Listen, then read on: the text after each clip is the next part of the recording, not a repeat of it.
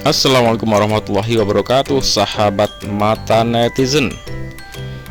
Oke, teman-teman semua, kita akan melihat nih proses recycling atau daur ulang baterai. Kita tahu bahwa sekarang ini era sudah menuju ke era mobil listrik, kendaraan-kendaraan serba listrik, sepeda motor juga listrik.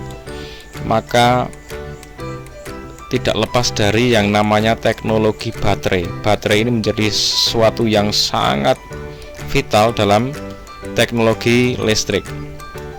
Maka dari itu, saat baterai ini kita tahu kita menggunakan mobil misalkan atau sepeda motor, maka umur baterai ini sangat bervariasi. Ada yang ordernya beberapa bulan sudah rusak, ada yang 1 tahun rusak, ada yang 2 tahun rusak, ada yang sampai 4 tahunan. Ya, itu udah sangat panjang ya kalau mau menggunakan baterai sampai 4 tahun itu. Normal itu antara 1 sampai 2 tahun itu sudah cukup bagus ya. Misalkan kita beli baterai untuk mobil kita ya, kok bisa bertahan 2 tahun, nah itu sudah masuk kategori bagus ya, sudah lumayan bagus ya.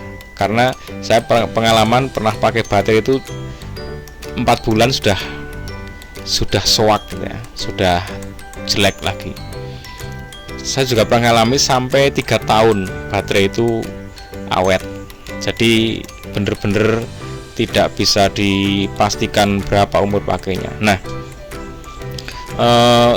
untuk baterai ini tentunya ada proses daur ulang, karena nanti semakin banyak baterai di dunia ini yang digunakan untuk kendaraan listrik, maka teknologi daur ulang ini menjadi sesuatu yang sangat dipikirkan ya, karena akan sangat banyak baterai nanti. Sementara kalau sangat banyak mobil, sangat banyak baterai, dan baterai ini memang harus ganti terus, maka teknologi daur ulang itu sangat mutlak diperlukan. Nah, ini baterai ya, salah satu contoh. Ini punyanya Volkswagen ya. Jadi dicek masing-masing baterainya dari tegangannya macam-macam. Kalau yang udah nggak layak, maka ini akan dihancurkan, teman-teman. Ini akan dimasukkan ke ruangan penghancur ya.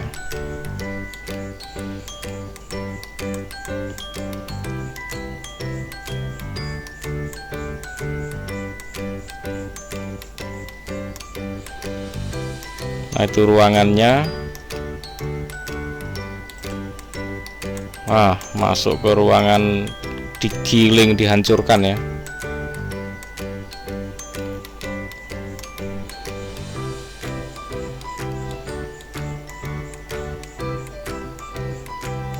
Oke, kalau di proses ini kita nggak lihat secara detail, karena ini hanya memperlihatkan baterai yang sudah nggak layak dihancurkan. Lalu proses setelah dihancurkan ini adalah dipisah-pisahkan lagi dari partikel-partikel penyusun baterainya itu dipisah-pisahkan gitu ya. Seperti ini, semacam diayak ya, magnetic separator ya, pemisahan secara magnetik.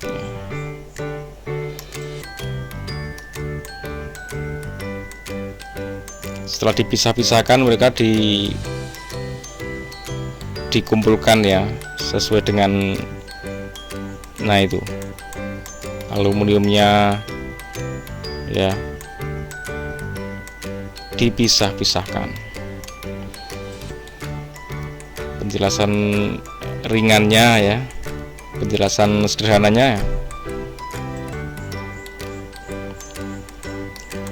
Nah, itu teman-teman, yang tadi setelah dihancurkan lalu dipisah-pisahkan. Intinya dipisah-pisahkan lagi, dan itu nanti bahan-bahannya itu akan dibentuk lagi menjadi komponen-komponen penyusun baterai lagi. Dalam keadaan darurat, baterai kendaraan listrik harus dimasukkan ke dalam air secepat mungkin. Standar keamanan saat mendaur ulang baterai-baterai ini sangat besar. Gudang seperti ini harus dibanjiri busa dalam beberapa menit karena baterai kendaraan listrik sangat mudah terbakar atau bahkan meledak. Perusahaan pertama yang melakukan daur ulang dapat menghasilkan banyak keuntungan. Ini karena baterai mengandung logam berharga seperti kobalt dan nikel. Tim DW mengunjungi pabrik daur ulang terbesar di Eropa untuk baterai kendaraan listrik yang baru saja dibuka beberapa bulan yang lalu. Ja, wir stehen hier womöglich auf einen der teuersten Böden Deutschlands.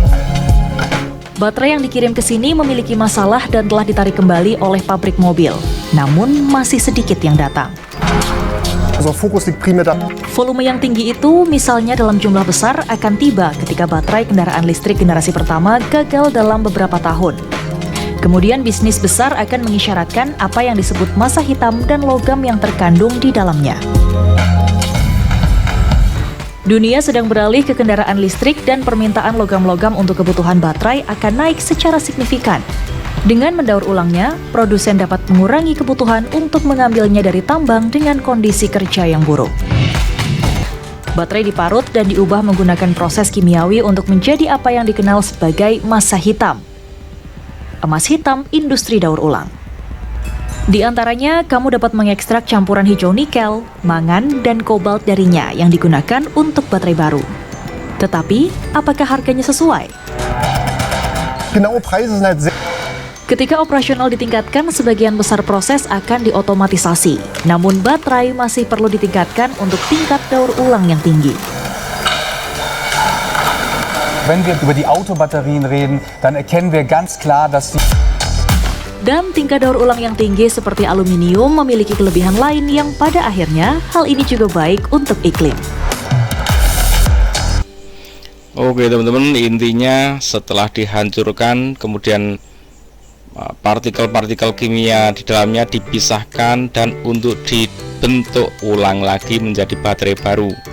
Oke teman-teman, seperti itu prosesnya. Semoga menambah wawasan kita, karena ke depan kita akan berhadapan dengan era baterai, era mobil listrik, kendaraan listrik, dan sekarang pun sudah sangat luar biasa perkembangan electric vehicle.